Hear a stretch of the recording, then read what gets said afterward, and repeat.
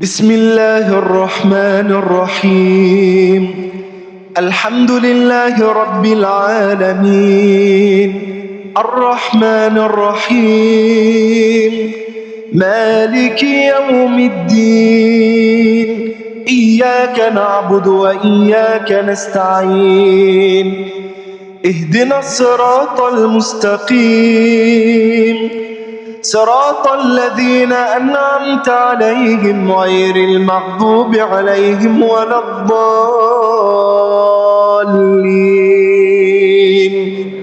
آمين. ألف لام را، تلك آيات الكتاب المبين. إنا أنزلناه قرآنا عربيا لعلكم تعقلون. نحن نقص عليك أحسن القصص بما أوحينا إليك هذا القرآن وإن كنت من قبله لمن الغافلين. إذ قال يوسف لأبيه يا أبت إني رأيت 11 كوكبا. إذ قال يوسف لأبيه يا أبت إني رأيت 11 كوكبا والشمس والقمر رأيتهم لي ساجدين. قال يا بني لا تقصص رؤياك على إخوتك فيكيدوا لك كيدا، إن الشيطان للإنسان عدو مبين. وكذلك يجتبيك ربك ويعلمك من تأويل الأحاديث ويتم نعمته عليك وعلى آل يعقوب كما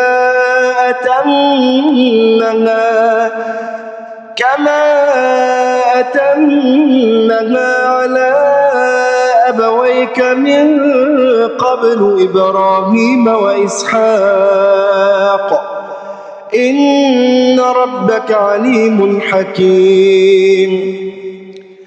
لقد كان في يوسف وإخوته آيات للسائلين إذ قالوا ليوسف وأخوه أحب إلى أبينا منا ونحن عصبة إن أبانا لفي ضلال مبين. اقتلوا يوسف أو اطرحوه أرضا يخل لكم وجه أبيكم. اقتلوا يوسف أو اطرحوه أرضا يخل لكم وجه أبيكم وتكونوا من بعده قوما صالحين. قال قائل منهم لا تقتلوا يوسف وألقوه في غيابة الجب يلتقط بعض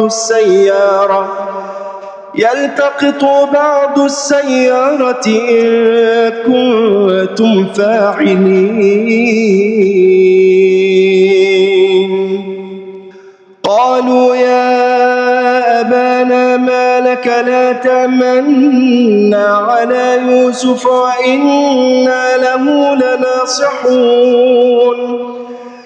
أرسله معنا غدا يرتع ويلعب وإنا له لحافظون. قال إني ليحزنني أن تذهبوا به وأخاف أن يأكله الذئب وأنتم عنه غافلون. قالوا لئن أكله الذئب ونحن عصبة إنا إذا لخاسرون.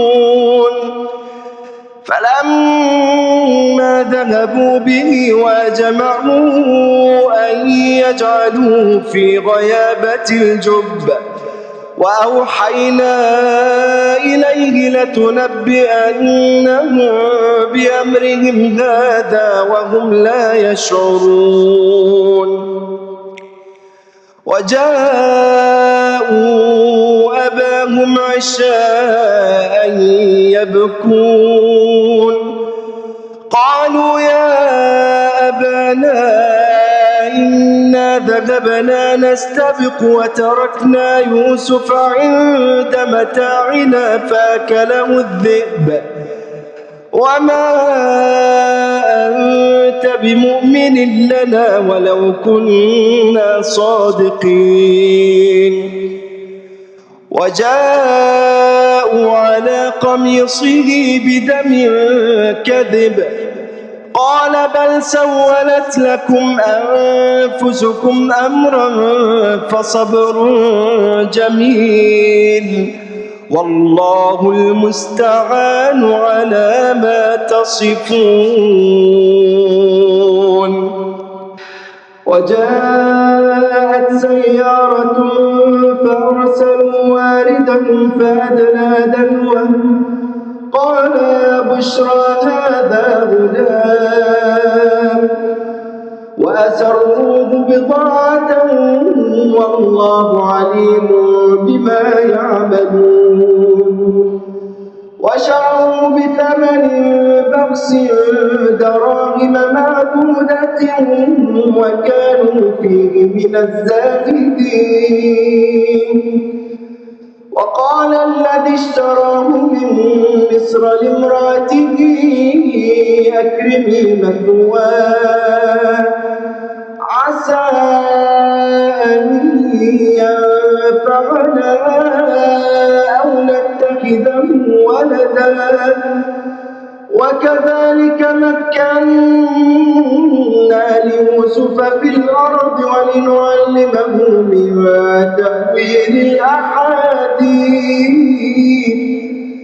والله غالب على أمره ولكن أكثر الناس لا يعلمون ولما بلغ أشده آتيناه حكما وعلما وكذلك نجزي المحسنين وراودته التي هو في بيتها عن نفسه وغلقت الأبواب وقالت هيت لك قال معاذ الله إنه ربي أحسن مثواي إنه لا يفلح الظالمون ولقد همت به وهم بها لولا أن رأى برهان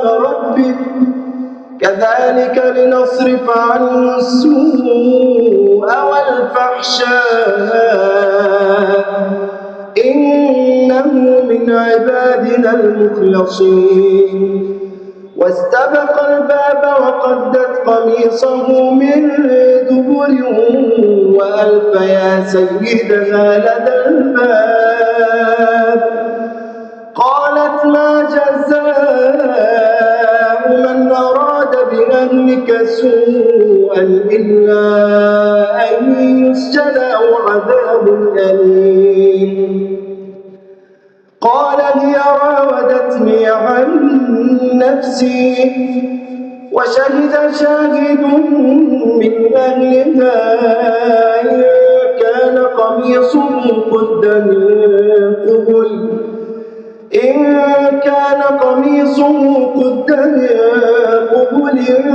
فصدقت وهو من الكاذبين وإن كان قميصه قد من دبر فكذبت وهو من الصادقين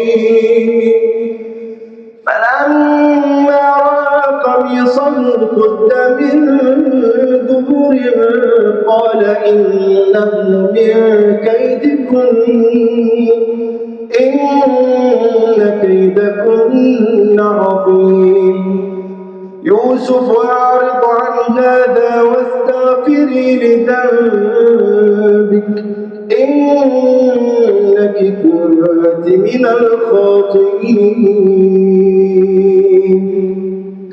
وقال نسوة في المدينة امرأة العزيز تراود فتاها عن نفسه قد شغفها حبا إنا لنراها في ضلال مبين.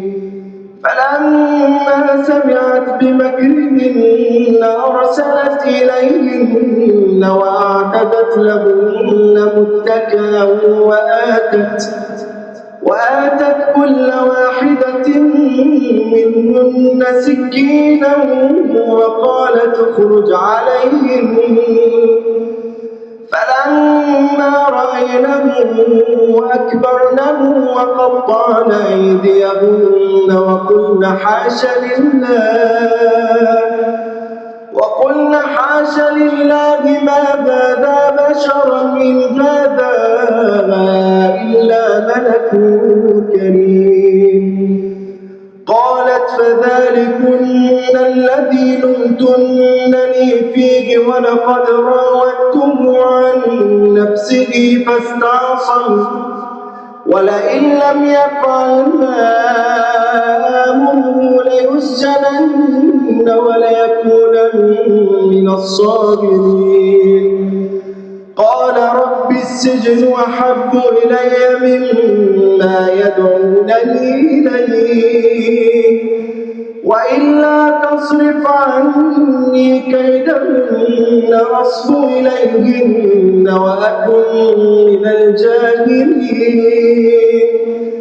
فاستجاب له ربه فصرف عنه كيدهن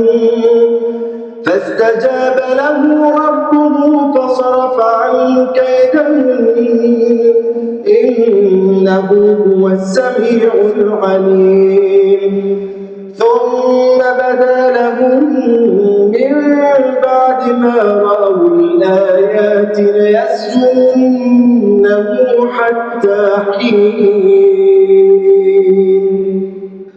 ودخل معه السجن فتيان قال أحدهما إني يراني أعصر خمرا وقال الآخر إني أراني أحمل فوق رأسي خبزا تأكل الطير منه نبئنا بتأويله إنا نراك من المحسنين. قال لا يأتيكما طعام ترزقانه إلا نبأتكما بتأويله من قبل أن يأتيكما ذلكما مما علمني ربي إني تركت ملة قوم لا يؤمنون بالله وهم بالآخرة هم كافرون واتبعت ملة آبائي إبراهيم وإسحاق ويعقوب ما كان لنا أن نشرك بالله من شيء ذلك من فضل الله علينا وعلى الناس ولكن أكثر الناس لا يشكرون. يا صاحبي السجن أرباب متفرقون خير أم الله الواحد القهار. ما تعبدون من دونه إلا أسماء سميتموها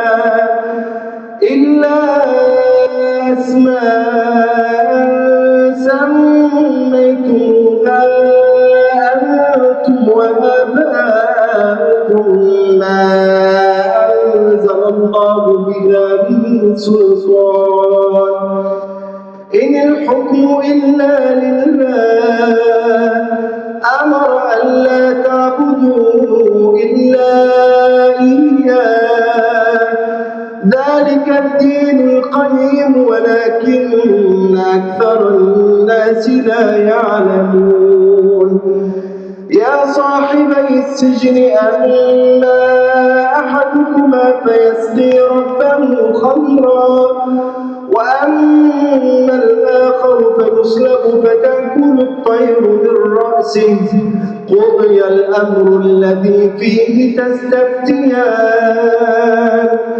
وقال للذي ظن أنه ناج منه اذكرني عند ربك فأنساه الشيطان ذكر ربه فلبث في السجن بضع سنين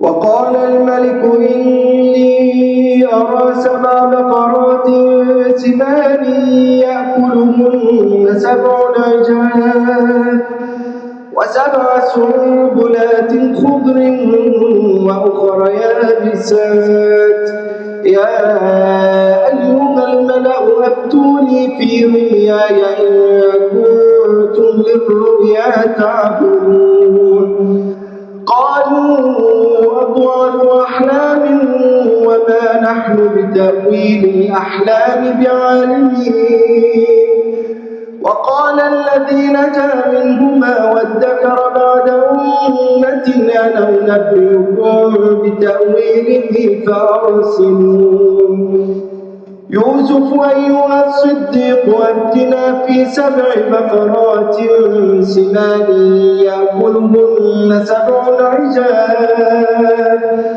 و7 سنبلات خضر وأخر يابسات لعلي أرجع إلى الناس لعلهم يعلمون قال تزرعون 7 سنين دابا فما حصدتم فذروه في سنبله إلا قليلا مما تأكلون ثم يأتي من بعد ذلك 7 شداد يأكلن ما قدمتم لهن إلا قليلا مما تحصنون ثم يأتي من بعد ذلك عام فيه يغاث الناس وفيه يعصرون وقال الملك ائتوني به